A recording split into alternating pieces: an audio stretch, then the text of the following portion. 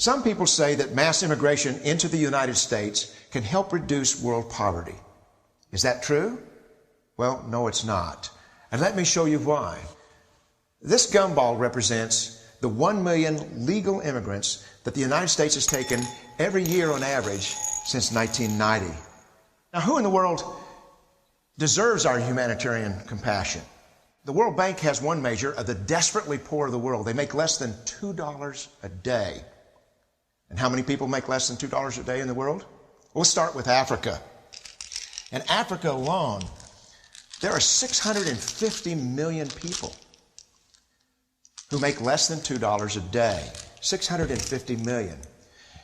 And in India, another 890 million people, desperately poor. China adds another 480 million people, making less than $2 a day. And unfortunately, the rest of Asia has a heartbreaking 810 million people who the World Bank says make less than $2 a day. And finally, there's 105 million of Latin America's population that are desperately poor. All told, the World Bank says there are 3 billion people in the world. 3 billion people who are desperately poor, making less than $2 a day. That's 3,000 gumballs. And every year, we take 1 million and suggest that we've somehow made a humanitarian difference. Of course, we don't pull our immigrants from these desperately poor populations, do we? These people are too poor, too sick, too disconnected to make it here as immigrants. We tend to pull our immigrants out of the better off poor of the world. And Mexico tends to define the type of immigrant that we bring here because the plurality of people come from Mexico. And Mexico is poor. How many people in the world live in countries that have average incomes lower than that of Mexico? And the World Bank tells us that that number is these 3 billion plus another 2.6 billion people. 5.6 billion people in the world who live in countries with average incomes below that of Mexico. That's 5,600 gumballs. And so what is it that the elites are telling us? They're telling us that when we take this 1 million immigrants, that we somehow or another are tackling world poverty. And we have to do it regardless of the effect on our unemployed, the working poor, the most vulnerable members of our society, regardless of the effect on our natural resources. Even if we went by the most radical proposals in Washington, which are to actually double our immigration to 2 million a year,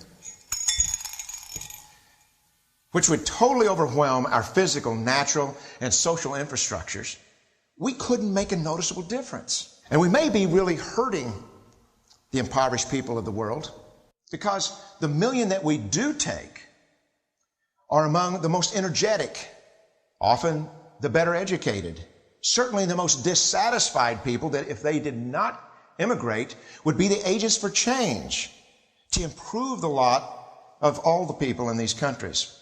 The true heroes in the global humanitarian field are the people in these countries who have the wherewithal to immigrate to another country, but instead stay in their countries, to apply their skills to help their fellow countrymen. Unfortunately, our immigration system tends to entice these very type of people to abandon their countrymen. The impossibility of making even a dent is actually worse than it looks here. Because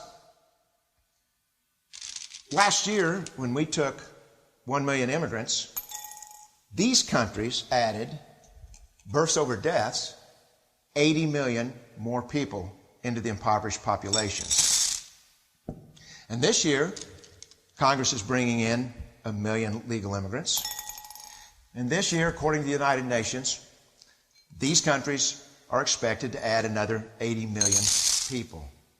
And next year, you can be quite sure that Congress, unless stopped by the American voters, will bring in another 1 million immigrants. And these countries, unfortunately, will be adding another 80 million people. into these impoverished nations. We could take 5 million a year, but we'd never get ahead of what's happening in these countries. Not in this century. Don't you see? Immigration can never be an effective or significant way to deal with the suffering people of the world. They have to be helped where they live.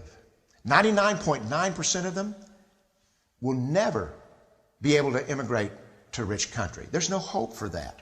They have to bloom where they're planted. The only place that 99.9% of these people can be helped is where they live. Let's help them there.